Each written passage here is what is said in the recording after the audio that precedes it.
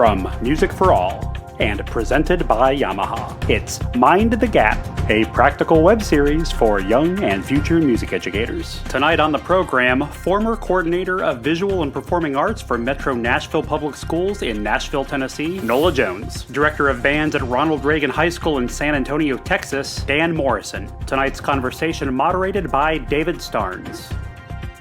Please welcome David Starnes. Good evening, everybody, and welcome to episode 14 of Mind the Gap, a series for young teachers, new teachers, and teachers all over the country right now. And we're doing everything we can at Music for All to be able to provide support for and any sort of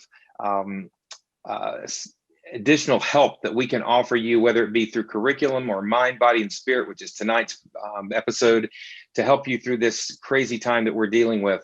My name is David Starnes, and I serve as an educational consultant for Music for All, and I'm also the director of orchestras at Kennesaw Mountain High School in the Cobb County School District. Tonight's episode, Teacher Help and Wellbeing, creating realistic expectations without dropping your standards. We're going to talk a little bit more about what that means in just a few moments. But without further ado, I want to introduce our very, very esteemed panel of conversationalists tonight. I could think of no two people that would be more appropriate for what we're talking about tonight than our two. And I'm going to hand off to the first of my two very good friends, my dear friend from Nashville, Tennessee, Dr. Nola Jones. Nola, thank you for joining us tonight. David, thank you so much for having me on. It's so great to be on with you and Dan. What a team. Hey, you know what I thought of today? We share one thing in common that we're going to surprise everybody with at the end of the night, but we're all the children of band directors. Yes, we are. What does that say about? I had not thought about that. And self-care? That's right. I hadn't even thought about that. I mean, you know, we're like, we're BDKs, man. That's right. That's right. Well, Yeah. Nola, tell us a little bit about your background, just so people know, those of us who know you, and the whole world knows you, but in case there are those that don't, tell us a little bit about your education background. Well, my mom likes to say that my first memory as a kid is of a trombone slide coming over my cradle. I grew up in a house with two band directors, and you know, there's some people that are well known in the band world that were in my parents' band in West Point and Tupelo, Mississippi, and so I grew up in a house that was full of music, and so it just was logical. I think at one point they tried to talk me out of going into it for a career, and you know, I see how that worked out for y'all too. Yeah. So yeah, I mean, you know, it's been a joyful life. Even the last year, we've been able to find some joy in what we do and feeling like we really make a difference. I firmly believe at the end of this, history is going to look back on teachers and say that we were the fiber that held society together. You know, they're going to, like the Rosie DeRiveter pictures, it's going to be the teachers in front of a Zoom call. You know, Agree. So I was a band director for years, and you know, got into the judging thing just to be a better band director and be better influence with my students. And then wound up in administration at the end of my full-time career. Recently retired from full-time work and now doing consulting and judging and a couple of book topics, you know, maybe we'll see, but it's not going to stay home and knit. That's for sure. That's a good thing. Well, we're so honored to have you. Thank you for joining us tonight. Our next panelist probably needs no introduction, just like Dr. Jones needs no introduction. But if you've ever seen or heard the Ronald Reagan Band from San Antonio, Texas, this man is the magic and the mystery and the awe behind all of that. So please help me welcome Mr. Dan Morrison. Dan, thank you for joining us tonight. Thank you so much for having me, and you're too kind. It's me at Reagan, but thank you. And I need much more of an introduction than Nola, that's for sure. So it's great to be here. And just, yeah, a little bit about me. I too, my dad was a high school band director. I was in his band. My mom at the beginning of her career was a band director and then a private clarinet teacher. She's still teaching private clarinet lessons. I'll try to call her and she'll text me, I'm teaching. It's like, oh my God, she's still doing it all day, every day. So she's busy. But I'm from the Chicago suburbs. My dad taught at Prospect High School for 30 years, and that's where I went to school in the northwest suburbs of Chicago. And then I went to the University of Illinois for music education. And then I was unbelievably lucky to get the assistant band director job at Reagan as my first job. And I mean, truly just lucky and fortunate. I don't know what else to say. And I did that for 5 years, and then I became the head director, and this is now my 6th year doing that. So I met my wife in Texas. I'm kind of a Texan now, I guess, or as close as you can get without being from here. But yeah, I mean, talking about a musical household, that's exactly what I remember.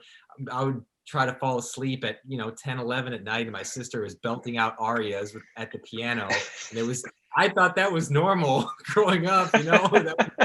That was all I knew. And I would practice my trumpet in the middle of the night, and my parents would be happy. So yeah, that was very much, I think we're kindred spirits, and it's unusual to talk to people that have had similar experiences like that. So it's kind of cool. But yeah, so that's my background, and I'm at Reagan now, and everything's great. Fantastic. Well, thank you for joining us. And I think it's so interesting. I had not even thought about that when Nola said that, but I just visited my parents this weekend. They're both still doing very, very well. They live in Chattanooga, Tennessee. My dad is 83 years old. He was a lifetime music educator. He tried to talk me out of, I went to the University of Tennessee to be a pre-med major. That lasted about 1 semester, and jumped into music education, and the rest is history. I was at several schools in the Cobb County School District, and was so fortunate, like Dan, just to be in the right place at the right time, and opened Kennesaw Mountain High School in 2000. Left there in 2011 to go to Western Carolina University and served as the director of athletic bands there until this past summer, and missed the public school thing, and really missed being in Atlanta and Cobb County, and made the move back to Cobb County in the midst of a pandemic. So my purpose in telling you that is that I, as a college professor, taught the very things we're going to talk about tonight, but I am experiencing that firsthand right now. To walk back in and to have students all virtual, and then to have some students that were face-to-face and some virtual, and then we went back to all virtual, and now we're split about a 65-35 virtual to face-to-face ratio. And it's just incredible. But I'll say this, we're not giving up. Our kids, as I'm sure yours are, come in every single day, and to play a melody and to walk out of there talking about what we did in class may be the highlight of their day.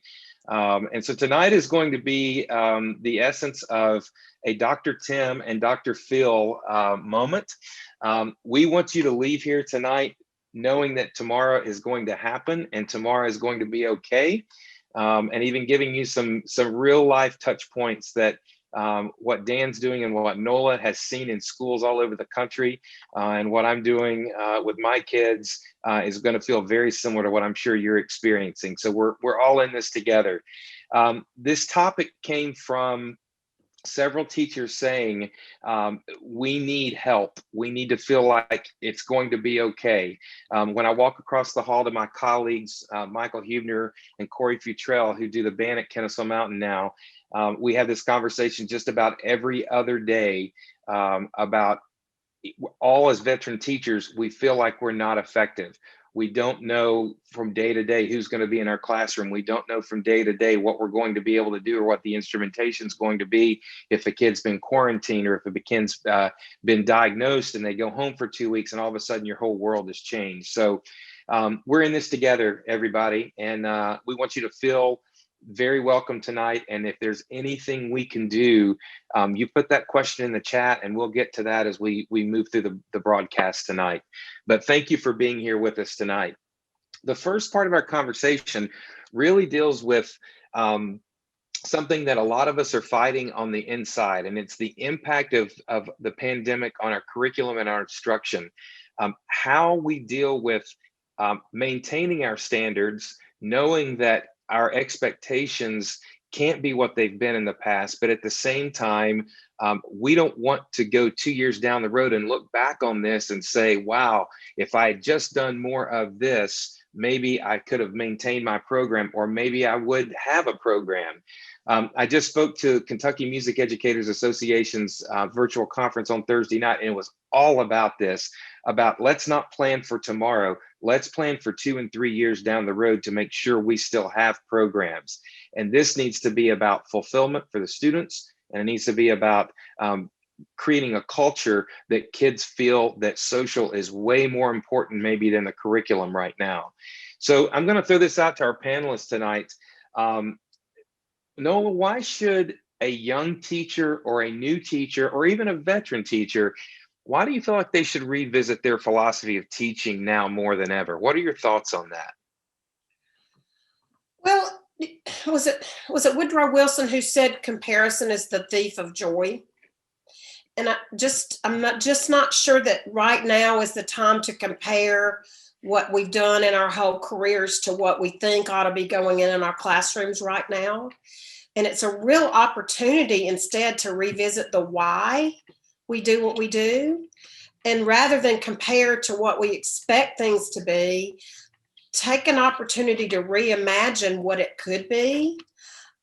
Ashley Gerald, I don't know if you know Ashley, he posted an aria, a soprano aria that just tore my heart out a couple months ago on his Facebook page. And I just thought, what a beautiful, expressive, nuanced, artistic moment. And I'll think of the Sabine, I'll think of her name in just a minute.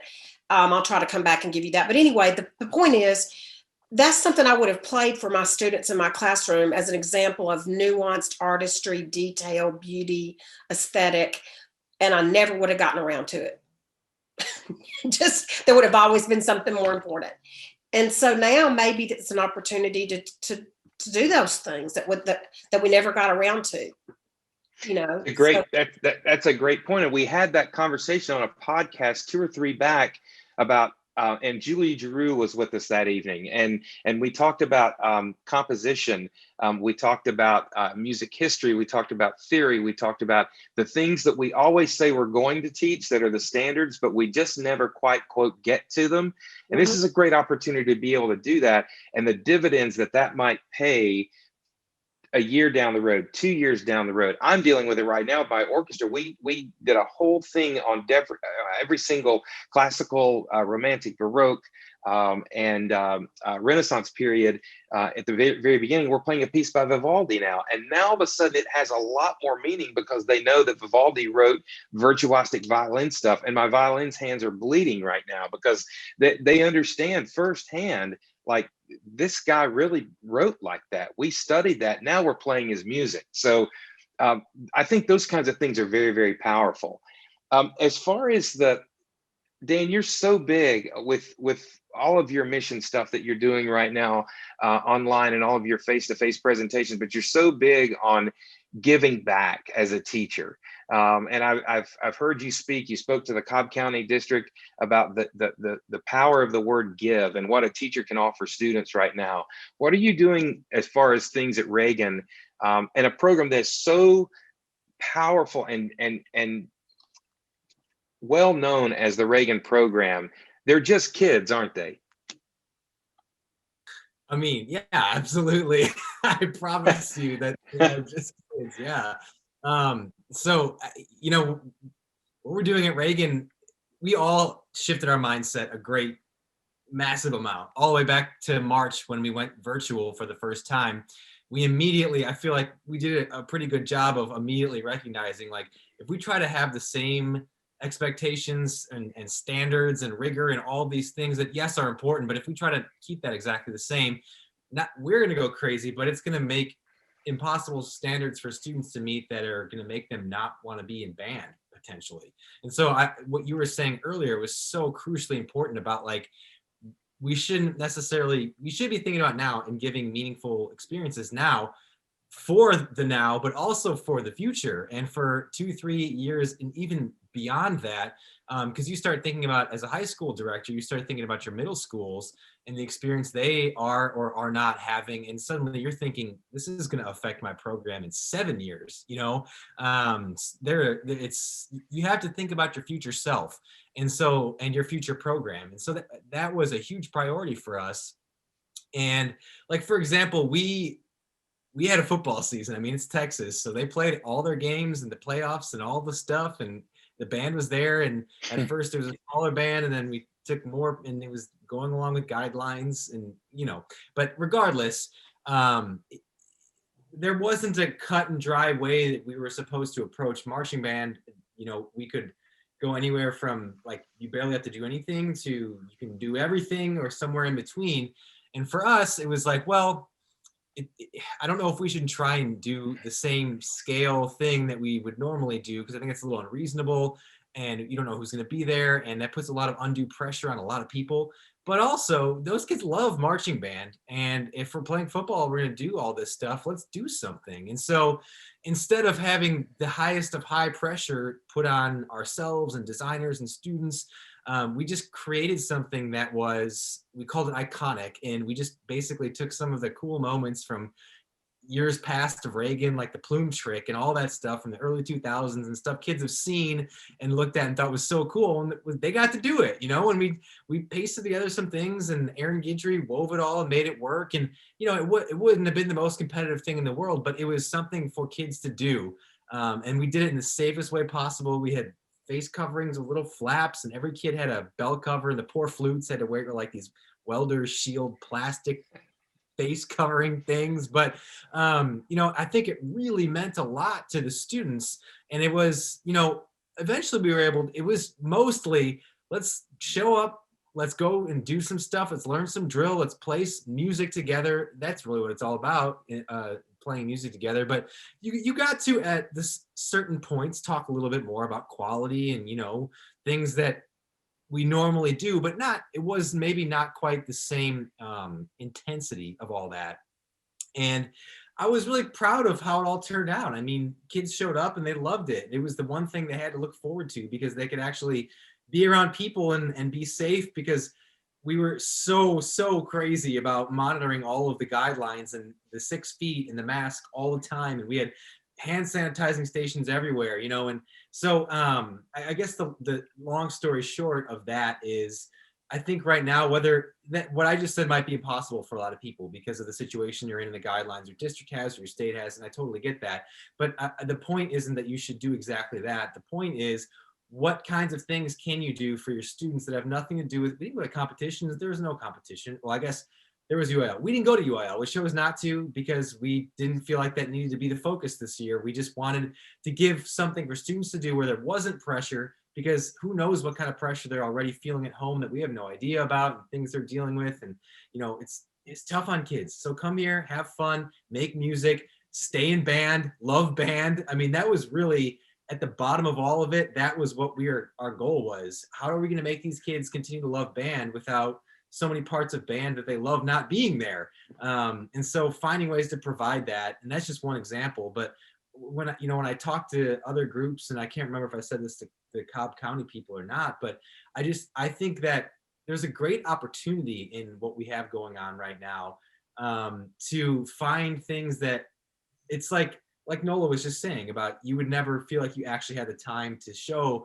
your students that aria. And I was the same way. And now all of a sudden we're digging in on Shostakovich because we're playing Festive Overture, and talking about all kinds of stuff with that I would normally think I could do this, but that's 5 minutes of rehearsal that I'm gonna miss out on.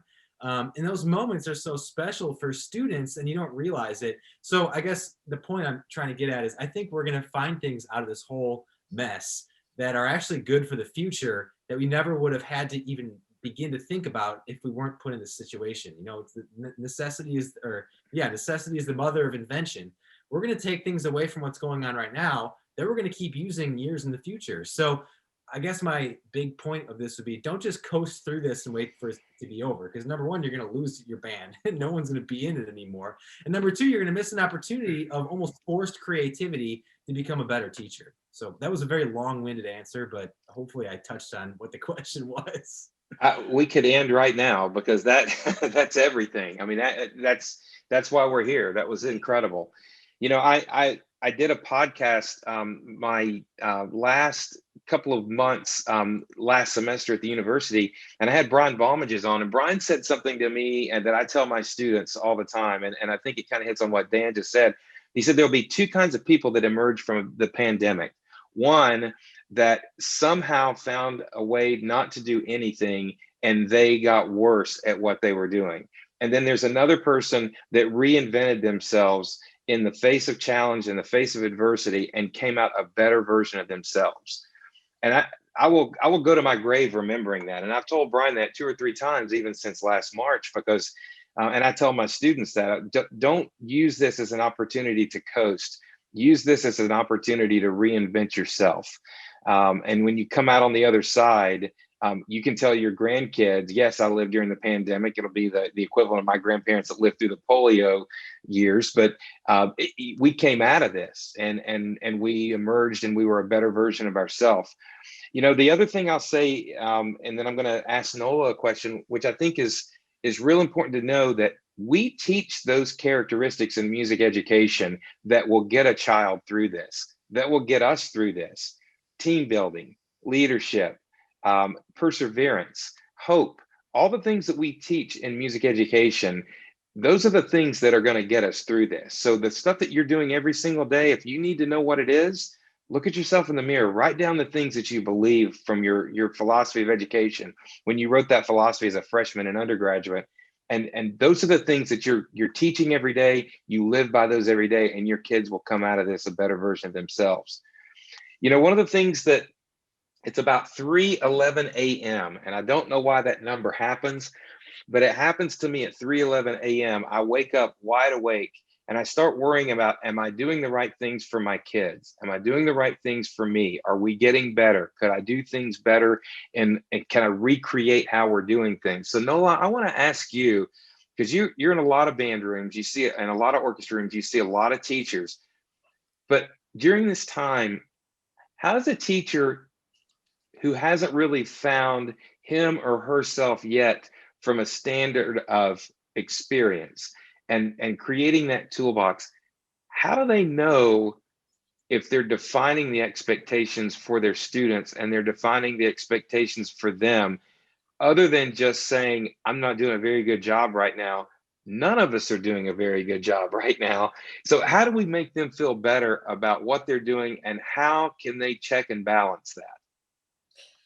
You know, I had an interesting conversation with Jarrett Littman right when the pandemic first started. He was one of the first people who did a Zoom sectional, and we were doing a project together and a couple things, and he said to me, you know, the ensemble skills of my students may not be as great when we come back together in the fall, but I guarantee you that the individual musicianship of the children will be better. And we're going to do whatever it takes to make them feel like they still belong to the Claudia Taylor Johnson family. And that really stuck with me. It really resonated with me. And I've watched him for a year now, and he's living that every single day. And so by focusing on the individual student musicianship, Ollie Liddell in Memphis posted this morning about how many students he had make All West and All State, more than he's ever had before. More than ever before, because he's been able to focus on that individual student musicianship. And so that to me is one of the things that you know, maybe that's a measurement, rather than maybe this is not the year to, if this was your year 5 and your growth plan for your program and you were going to do the Intimate Symphony, maybe this is not the year for that. But if you focus on the individual playing skills of all the kids in the band, it could happen next year. I want to circle back to one thing that Dan said that really resonated as well. I think one of the, maybe the intended, because Dan, as I understand, does very few things unintended. But one of the unintended benefits of the choices that you made for your students this fall and the program was that the community saw that the Reagan band was still out in public and doing things. The band program didn't lie dormant. it kills me when people say we're going back to school. What do you mean we're going back to school? They've been in school. We're not going back to school, and our programs are not dormant. So that unintended, be sure that you're amplifying what you're doing with your students, and you're getting that word out to the community, because it's so important that they see us as still active and that we're still doing the things that we need to do. But yeah, I'm focusing on that individual musicianship and really making sure that the program is still in the public eye and taking care of that community and family that we provide children. And that's what's going to feed our spirit. That's what has been feeding my spirit.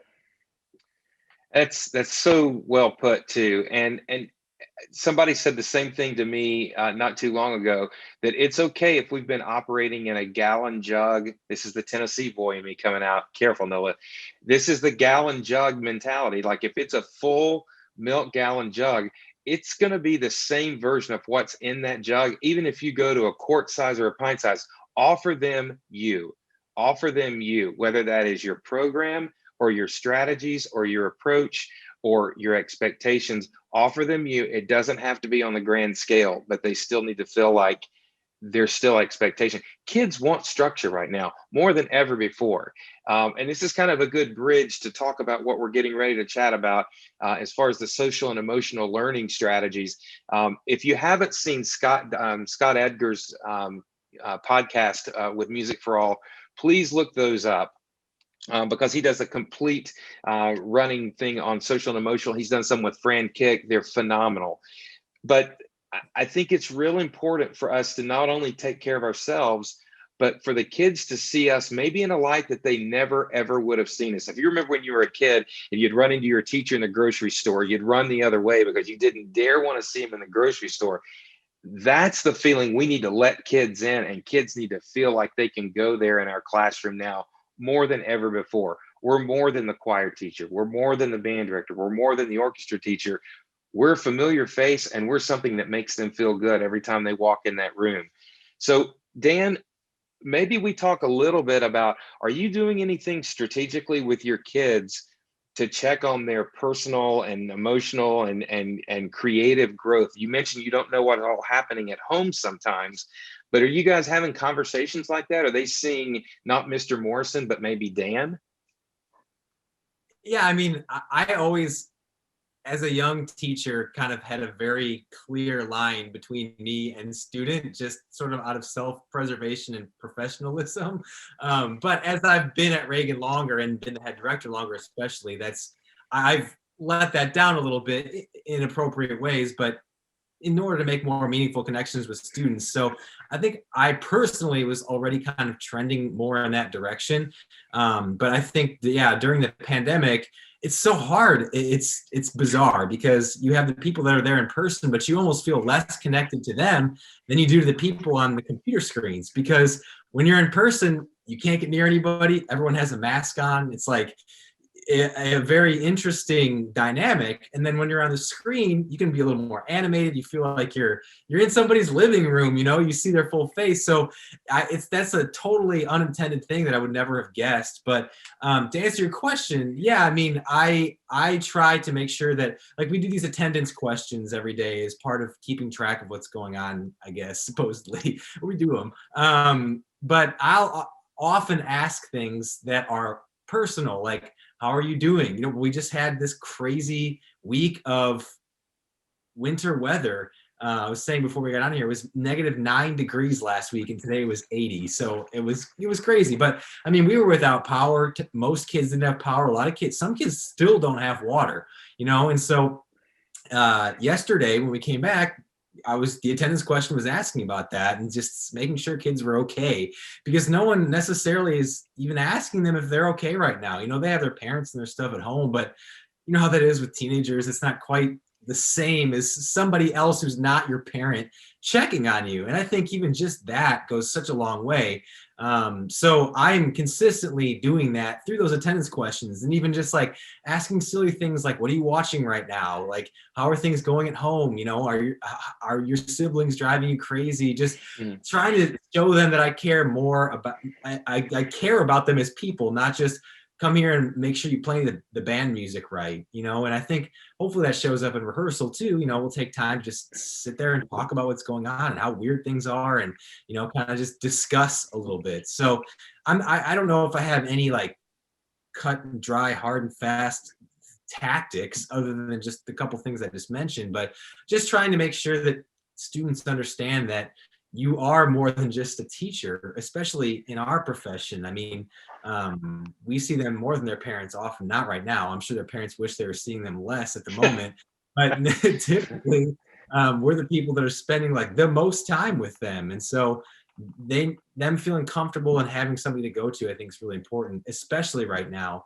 And so I think you asking that question alone is a great thing to do, because it just is a reminder to anyone listening that that needs to be a priority more now than ever. And that too will keep kids in your program. I mean, if you have those kids that are starting to fade away and you're wondering why, it might be because no one is paying attention to them in the way that they need. And if you just start to show them some attention, all of a sudden they might love band again, you know, and you've not only made that kid feel better, but you've also helped your program in the future. So it all ties together. But we are so focused on what you first talked about, David, with the idea of the culture of the program and the future of the program, and how to ensure that that is there and consistent years down the road. So.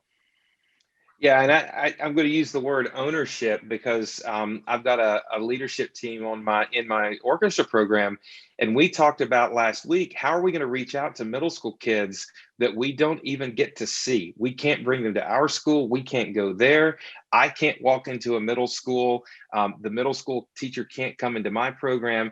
So I met with my orchestra yesterday, and we came up with an idea, and it was a brilliant idea that one of the young ladies had. And she said, what if we made Flipgrid videos, and we could zoom into their class one day very soon, and then we play these Flipgrid videos of us introducing ourselves, and then we play a little bit of maybe some of our LGPE music, and then they hear what we're working on, and then say, welcome to the Kennesaw Mountain Orchestra family. And I was like, it's brilliant. So the kids are doing these Flipgrids back and forth. We're going to be sending those over to the orchestra. We're joining Thursday and Friday, 4 different orchestra classes, bringing the kids from home, from my kids, from the other middle school programs home, into one central link, and everybody's going to be on one, with the kids that are in the room at the middle school and at the high school sitting there watching the big screen, you know, talking and having an interactive conversation.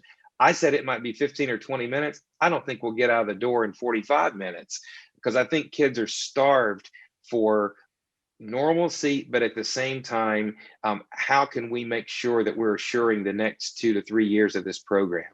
So that's social and emotional. They're needing that right now. And I've had 2 or 3 times where I've just stopped and said, are you guys okay? They get that blank look in their face. They walk in with the mask on, and it's, imagine a middle school or a high school student being muzzled. I mean, that's really where we are right now. And then you ask them questions, and they get to play by themselves, and there might be 6 kids in a room, and they hear themselves for the first time. It's a confidence buster on top of everything else. So Nola, you're so good at this kind of stuff. And I've watched you do honor bands, and I know the power you have in front of kids. But if you were standing in a classroom today, how would you approach this? What would you tell a child as far as your role as their director, but also that encouragement piece that I know that you've always given kids, whether it be at a clinic or on a judge's tape or whatever? You know, David, I couldn't even order a piece of fish at the grocery store today with the mask on. I had the mask on and going, that piece of swordfish. It took 10 minutes to get a piece of fish today. But I think it's persistence, resilience, and just connectivity. Somebody said, you know, we're going to all take our masks off and you're going to go, who are you? And so, but yeah, it's a physical barrier. And, you know, we talk so much as musicians about making ourselves vulnerable. And that's when we're really able to be expressive. And yet then we put this barrier up. So just like Dan was saying, staying committed to that and not losing sight of the why. and that we're gonna get through this. You've read the book Good to Great. You know, the Yes. story about Stockdale, who was in the Hanoi Hilton, and they talked about how did he survive. And what he said was, you know, it was the optimists who didn't survive. And they were like, well, what do you mean by that? And it's like, well, the people who kept setting deadlines, well, Christmas, well, Easter, well, we'll be out by the fall, we'll be, you know, and he's like, I never set a date. I just said, we're going to get out of it. And we're going to have programs to come back to, because that's what we do. We're not going to let this die. It may look different, and it may take us a while to rebound, and we're going to have to work really hard at accessing the federal funding that will be coming to our districts. Band directors and orchestra teachers are going to have to do some administrative lobbying that they might not enjoy right at the very beginning to access that federal funding that's going to be so critical for our programs. We're going to learn different skill sets, but we're not going to give up. Tim Lotzenheiser says is this is a really good time to give up giving up, you know? And that's really easy to say, sitting in your living room sofa with your beverage of choice and your dog in your lap and the fire going and having water and heat, you know, but just like in Texas, not having heat and water and being -9 degrees, boy, that'll put your priorities in place, won't it? You know? So I don't think there's a magic formula. But I think teachers are resilient. If there's anybody who can improv, it's us. Better be, you know. And we're not gonna let this die, because we've dedicated our lives to this. This is not. In many instances, being a music teacher is the fiber of who we are. And I think sometimes that bites us in the behind. Well, and we You know? constantly try to outdo ourselves. That's the thing. And in a pandemic, we just had to go to a different gear. You know, we have to outdo ourselves on a daily basis, not outdo ourselves from last year. And I think that's a real important aspect of things. I was just telling my booster club president this. We were having a conversation, and she said, how do you feel like the year's going? And I said, compared to the beginning of the year to where we are now, major success. Yeah, and you're showing up. Like, yes. Just showing up and doing the gig is winning right now. And just showing up, when the kids show up the next day, when the students show up the next day, that's the definition of winning, playing the Midwest or winning Grand Nationals or whatever you wanted to, you know, your culmination of, you know, mastering the Hindeman Symphony. That's the equivalent of that right now, is just the showing up and to keep on keeping on and knowing that we're going to come out of this. You're exactly right. And I think you got to create some checkpoints of things that are wins, W-I-N-S, wins for you in this pandemic. And I'll share a couple things that happened just this week. We're going to do a modified large group performance assessment in the middle of March. And of my 95 kids that are in my orchestra program, even if they were virtual, they've decided they're coming to do this face to face. I'm 95 of 95 kids that want to be a part of this. And right before we started this recording, I just had a text message or an email from a kid who took home a cello today and was tuning it and broke a string on it and wanted to know if it was okay if he took it to the music store tomorrow to get the string fixed so he can practice tomorrow. Score. Touchdown. I mean, it's the little things like that we have to look at and say, because at the beginning of the year, they didn't even have instruments. And now the kid wants to go out and fix a string that broke so he can practice tomorrow on our asynchronous day. So it's the little things like that I know that we're doing the right stuff. We're doing the right stuff. And the kids can't see you sweat. The kids can't see you sweat. You can sweat in the middle of the night all you want to, but they can't see you sweat. They just got to feel like, if any of you have seen Dead Poets Society, you are captain, oh my captain, you know, and just lead the ship and do what it is that you know is best for kids. You know, we're going to shift gears here before we run out, because one of the major reasons I wanted to have Dan on tonight, if you haven't seen Dan's, and I'm going to let him do a plug for his company that he's doing right now. It's his own program, but has this impacted us as teachers? how do we gauge the stress levels that we've lived with in our career are completely different stress levels than we're dealing with right now. So how do we gauge where we are? We don't want anybody running out of this profession over a pandemic. That's not worth it. But Dan, can you offer us some things, some strategies that if we've got teachers that are out there right now that are on the edge of just going, I'm not sure if this is for me, what could you tell them at this point? Yeah, one sort of generalization I think that's very appropriate for right now is, especially for teachers, is that you don't have to put yourself last in order to put students first. And I think that that's a very common misconception. And actually, I would argue that if you're putting yourself last, then you're also not able to put your students first because you don't have the best version of you to give them. And I think it's very easy to lose sight of that. And it's easy to fall into this cycle of like, I have to feel miserable. And if I don't, it means I'm not trying hard enough. And the reason I say that is because I have lived that. I mean, in the stuff that I talk about with Happy Not Satisfied and some of the stuff that I've started to talk about with people, the reason I started talking about it is that I was terrible at all of it.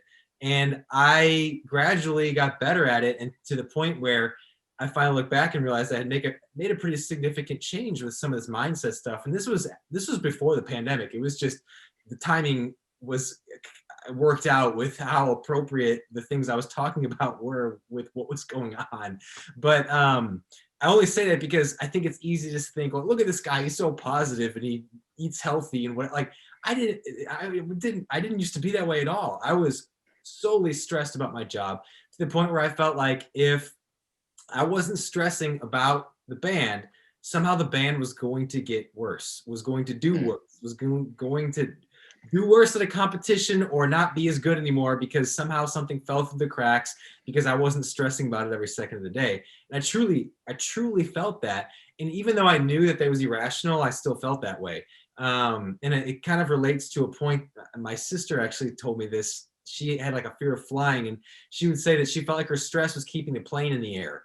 And I think that is at first I was like, what? And then I started to realize, wait, I'm not scared of flying, but I feel that way about like my life in general and my job.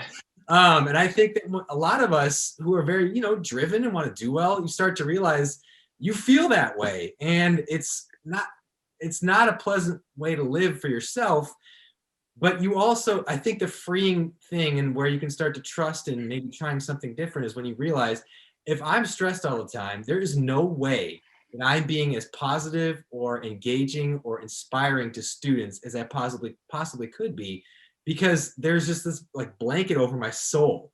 And until we realize that, it's going to stay that way. And so this is one of those things that is so much easier said than done. Like, I can't even express it in words, but for me personally, I started making some headway with it when I finally kind of developed some routines into my personal life that just helped me set a foundation to be able to flourish more in my job and in my life and in my relationship and whatever. And I mean, it's little things, like making choices on eating better. I know this sounds kind of crazy because it's not exactly maybe what people would expect me to say to the question you asked, but this is my answer. I mean, moving your body and eating better and drinking more water and reading more and doing these things that we know we should do, that you hear all the time that we don't actually ever take the plunge and actually do, or we do it for a week and then it's kind of done,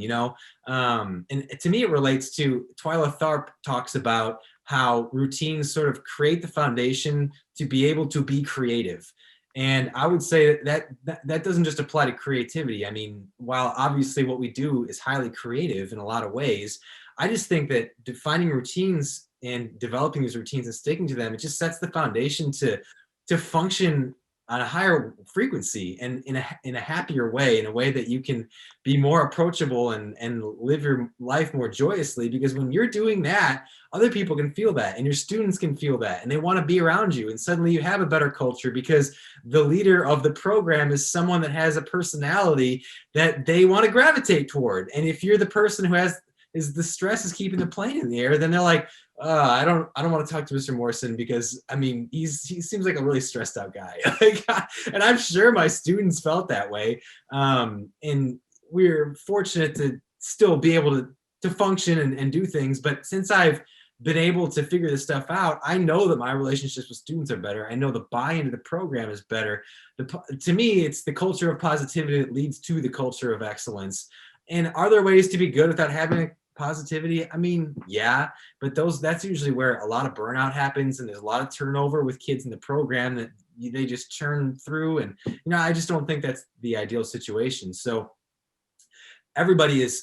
this is a stressful job on a normal year. And now it's just exponentially, I don't know, it is more stressful. Maybe it's just different stressful. I mean, we're just dealing with such different things that we've never had to think about before. And I think that's what makes it stressful. But I would say, and I would hope, and I would ask that people try some things that might make them feel better, and and understanding that that's not being selfish, that's actually being selfless. Because I think that if you can start to truly understand that if you are not giving to yourself, then you're not able to give the best version of yourself to your students. And that's what it's all about. And you deserve, even beside all that, and your students, and that's all great, like you deserve to feel good and happy, like regardless of students. And then the student is the next layer. We are in a profession of giving, giving of ourselves in a big way, but that doesn't mean that we have to suffer. I think that it's a very common misconception that so many people have, whether they realize it or not. I certainly felt that way, and it was totally subconscious. It was almost like I just had to wake up one day and realize what was going on and how I was treating myself mentally, especially. And truly, that's what these routines, that's why I've stuck with them, with just exercising and eating better and those things. Yeah, it's you feel better physically and you look better, but like for me, it was mentally is what keeps me going. Because if I don't do that stuff, then I start to feel myself creeping back to what it was. And I'm like, I am not going back there. And so it keeps me motivated because I want to feel clear and happy and joyous and positive. Like, we're only here for a short amount of time. We're a little speck on a little planet in the middle of a vast universe. Like, why should we be miserable? And it's really easy to allow ourselves to be miserable. So again, I know I've kind of gone on a rant here, but I feel like I was sitting here just ready to explode. But it's so important. And just to tie it back to what I said right at the beginning, you don't have to put yourself last to put your students first. If you can hold on to that and trust in it, I think it will really help you feel better, and it will make you a better teacher. I think we all needed to hear that, Dan. I think that's such sage advice. I've been teaching for 32 years, and I can tell you, and I know Nola feels this way too. We get into that mindset of blinders, and this is the only thing that's important. Letter C to D in the second movement of the Persichetti Symphony does sound horrible, and I've got to fix that. I've got to fix that. And you get so tunnel vision. And I did this one day where I thought, if I zoomed out of my world that I think is so big and just kept zooming back and wind up on Mars and looking back at where I am on the planet, I'm the one that made that such a big deal from C to D. No one else did. And at the end of the day, we've already said we're all three children of music educators. I think all three of our parents did it the right way. I don't know that any three of our parents, we ever saw them stress like we feel the stress nowadays, but you build whatever the stress is. You create that on your own. And Dan is exactly right. My kids knew the day not to knock on that door. And they would say, you're so intimidating. And I was like, I don't want to be intimidating. I want to be your friend. And I didn't even see it, So I think that is such valuable advice. And we can all take a look in the mirror and just take a big, deep breath. Cam Stacy used to say, if you guys know who Cam is, that works at Bands of America, I would call her the week before a big regional or grand nationals when I was taking Kennesaw out to a show. And she was like, David, it's just marching band. Just stop it. It's just marching band. And I used to be so offended by that, to go like, how dare you? But then I thought, you're right. It's just marching band. And only about 3% of the world even knows what we do. We create this monster on our own because our expectations are so high. I want to transition to a conversation because Nola has been a college professor. She's been a supervisor of music. She's worked with education corporations that are worldwide. And one of the biggest things that I can lean on Nola and say is she understands the power of mentorship. And to take what Dan just said, as far as taking care of yourself, equal to that, especially in a pandemic, if you're a young teacher, you've got to have a mentor. You've got to have a mentorship system. So Nola, you are sage as it comes to mentorship. You've been that person for so many students and for so many teachers. Can you offer us something that you would say that you need to do in terms of mentorship and finding that person in your life if they don't already have it? Well, I had a therapist tell me one time, don't should on yourself. Said that fast 3 times. I paid a lot of money for that, and you just got it for free.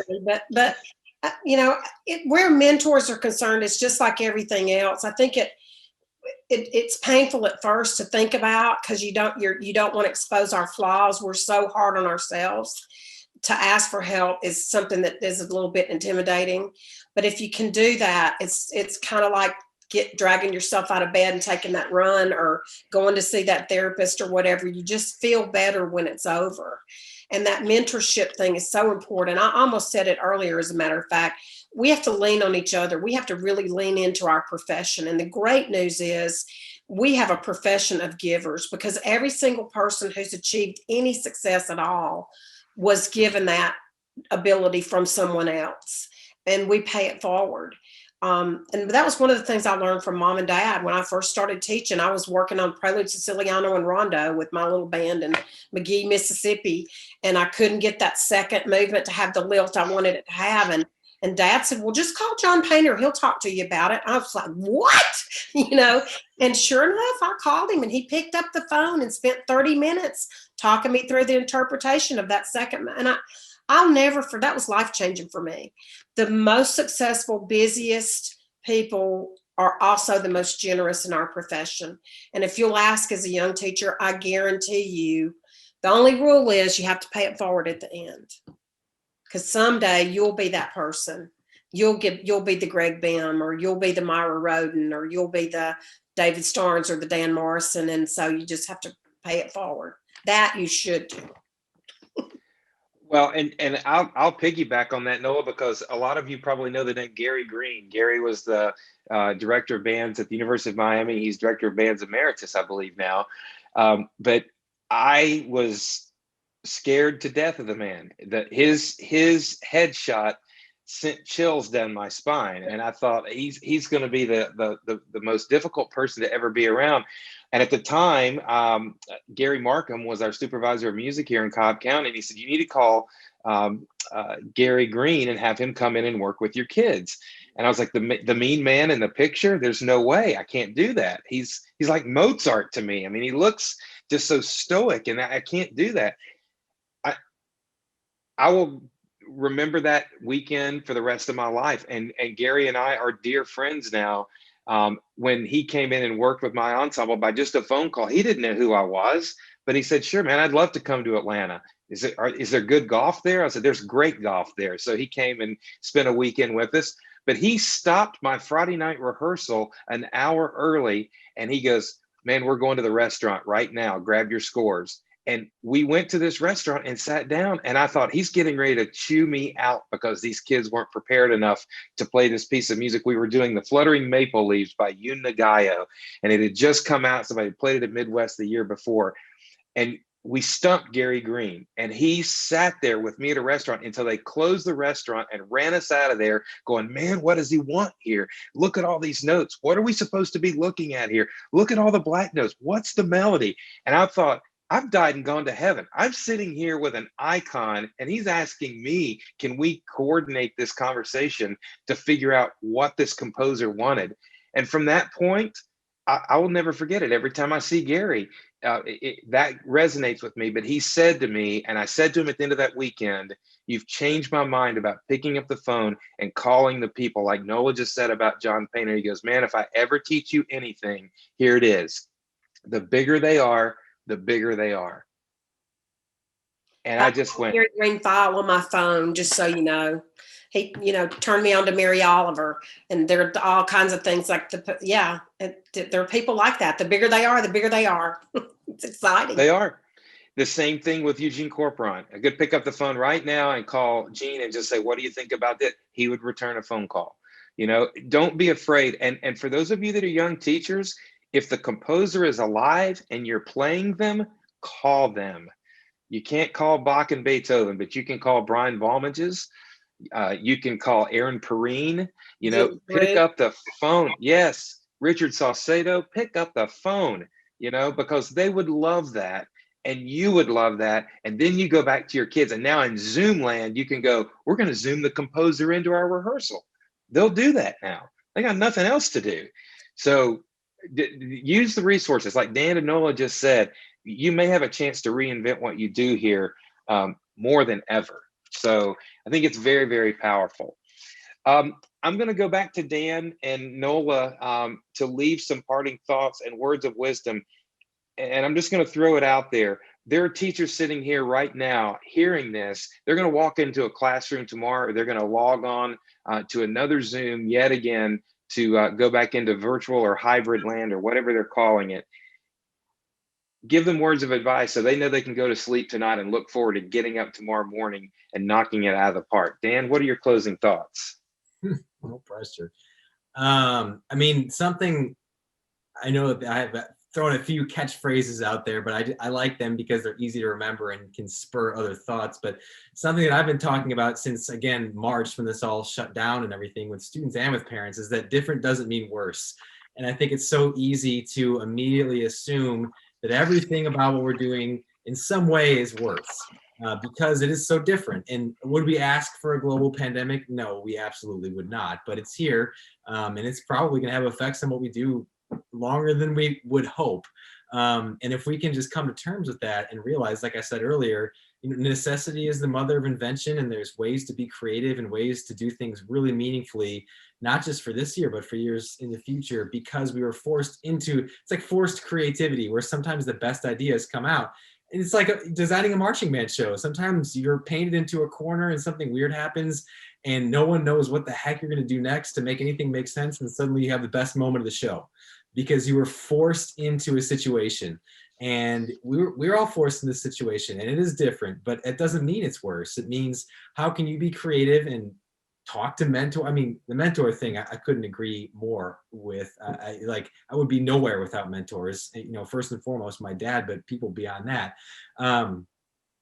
So just understanding that you can't just wait this thing out. I think that's one of the big things that I think some people are out there thinking, oh, we're almost to the end of it. We thought it was 2 weeks we were going to shut down, right? 2 weeks in March, and then we're good. So I think we just need to not be naive in that sense, but really truly believe in the idea that different doesn't mean worse. It doesn't have to mean worse, I should say. And it's all about what you make of it. And, find, if you can't, like you're saying, this is maybe not the year to match the hymn of the symphony, and that's fine. Then that's not the year to do that. It's the year to max out the individual musician, to dig in and talk about Shostakovich and why Festive Overture sounds so happy and the rest of his music sounds so not happy usually. And, things that you would never probably take the time to do. Embrace that stuff, and just think about, I love to talk about, what is your future self going to think about what you're doing right now? Do things that will make your future self proud of your current self. And my final piece of advice is, because we talked a little bit about perspective and zooming out, if you need some perspective, read a book about astrophysics, and then you will have a real good understanding of your place in the universe and the order of importance of things. And so, yeah, that's my parting words for everybody. Fantastic. Thank you, Dan. Nola? Oh, that's hard to follow. I guess the thing I would share is that I've done a lot of reading about where we are mentally right now, and talking a lot with my friend Shirley Doherty. And one of the things she said that really stuck with me is that whatever we're feeling is valid, and validating your feelings. Casey Perkins, I think, was on a call, Mind the Gap recently, talking about validating those feelings and allowing yourself to just be, and giving yourself the grace to feel whatever you're feeling right now, and adopting more of a stoic philosophy. Was it Confucius said, the pain is in the struggle. Accept the reality of where we are, happy, not satisfied, and allow yourself to feel, and know that we're going to get through this. There are better days ahead. There's already hope on the horizon, and there are better days ahead. Well, I want to say thank you both to Dan and Nola. You're dear friends, and you're amazing educators. You've inspired so many people in your career, and you will continue to do that. And I know that we all are more blessed for having you tonight. I also want to say thank you to For Music for All for sponsoring this podcast and this webinar that we do twice a month. And if you haven't been a part of this series, please start to listen and look at that. It's offered on several platforms now, and you can see that from the Music for All website. Music for All's mission is to create, provide, and expand positively life-changing experiences through Music for All. Our vision is to be a catalyst to ensure that every child across America has access and opportunity to participate in active music making in his or her scholastic environment. I also want to say thank you to our national presenting sponsor, the Yamaha Corporation of America, that is so educationally based in everything that Music for All does to make sure that music education is alive and well across the country, across the world. Be sure to check out the Yamaha Educator Suite at yamahaeducatorsuite.com. There's some fantastic resources on that. Before we say goodnight, it's important to understand that now more than ever in these uncertain times, there's a continued impact at Music for All, and we're extremely grateful for any donations or gifts to this nonprofit organization that means so much to so many of us. If you enjoyed tonight's programming and are in order to have an opportunity to provide free educational resources and advocacy materials, please consider giving a gift to Music for All in any amount that is possible. Or your booster clubs may do that. That's another possibility. Or your school, or maybe you have somebody in your community that would like to donate to a nonprofit as tax season rolls around. Your gift allows us to serve our mission with future educational programming, such as this webinar and many, many other things. Please give to musicforall.org/give. And finally, please join us for our next episode of Mind the Gap, which will be next Tuesday, March the 2nd at 7:30 p.m. Eastern Time, 6:30 Central Time. And it's entitled Recruitment and Retention. This is a part one of a two-part as we look at what COVID has done to recruitment and retention. Dan alluded to the fact that we could be 3 and 4 years behind. If you do the math on this, middle school kids are going to be the equivalent of 4th, 5th, and 6th graders next year. And our high school students are going to be the equivalent of 7th, 8th, 9th, and 10th graders next year. So if you can imagine a senior class being 10th grade ability, and if you can imagine a 6th grader in middle school being the cognitive and musical ability of a 4th grader, that's what we're going to be dealing with.